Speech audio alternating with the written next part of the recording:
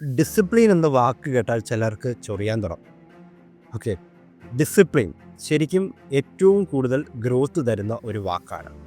ഡിസിപ്ലിനോടുകൂടി അച്ചടക്കത്തോടുകൂടി ഏതൊരു ഡോക്ടറും അവനവൻ്റെ കർമ്മത്തിനെ ധർമ്മമായി ആചരിക്കുകയാണെങ്കിൽ അവർക്ക് ഗ്രോത്ത് ഉണ്ടാവും എന്നുള്ളത് വളരെയധികം അർത്ഥവത്താണ്, കാണാനും സാധിക്കും.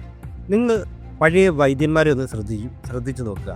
എനിക്കറിയാവുന്ന ഒരു വ്യക്തിയുണ്ട്. അദ്ദേഹം വീട്ടിലെ എല്ലാ ജോലിയൊക്കെ കഴിഞ്ഞിട്ട് വൈകുന്നേരം ഒരു 3 മണിയാകുമ്പോൾ വന്ന് ഇരിക്കും. അദ്ദേഹം അവിടെ ഒരു വൈദ്യനാണ്. അദ്ദേഹം ആയുർവേദം പഠിച്ച ഡോക്ടർ കൂടിയാണ്. അദ്ദേഹം വന്നിരിക്കും. ഒരു 3 മണി മുതൽ 6 മണി വരെ 7 മണി വരെ അദ്ദേഹം കൺസൾട്ട് ചെയ്യും, തിരിച്ചു പോകും. രാവിലത്തെ പകലുള്ള സമയം മൊത്തം അദ്ദേഹത്തിൻ്റെ പറമ്പിൽ അദ്ദേഹം മറ്റുള്ള ജോലികൾ ചെയ്ത് ഒരു കർഷകനെ പോലെ ഇരുന്നിട്ടാണ് അദ്ദേഹം ഇപ്പുറത്ത് വരുന്നത്. സോ ആ അച്ചടക്ക ബോധമാണ്, കറക്റ്റ് ആ ടൈം ഫോക്കസ് ചെയ്ത് അദ്ദേഹം അനുഷ്ഠിക്കുന്ന ഒരു നിഷ്ഠയുടെ ഭാഗമാണ് ഈ അച്ചടക്കം. ആ ഡിസിപ്ലിന് മറ്റൊരു മീനിങ് കൂടിയുണ്ട്, ആത്മാർത്ഥത എന്നുള്ളത്. ആ ആത്മാർത്ഥതയോടുകൂടി നമ്മൾ ആ വിഷയത്തെ സമീപിക്കുമ്പോൾ ആ ചെയ്യുന്ന പ്രവൃത്തികൾ എന്ത് തന്നെയാണെങ്കിലും അത് ഹൈ റിസൾട്ട് തരും, വളരെ പോസിറ്റീവ് ചാർജായി വളരെ റിസൾട്ട് തരുന്ന ഒരു കാര്യമായി മാറും.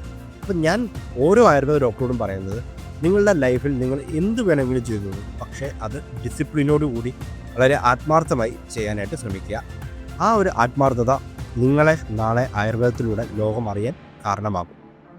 സോ ഇതുപോലുള്ള വീഡിയോസ് കിട്ടാനായിട്ട് ലൈക്ക് ചെയ്യുക.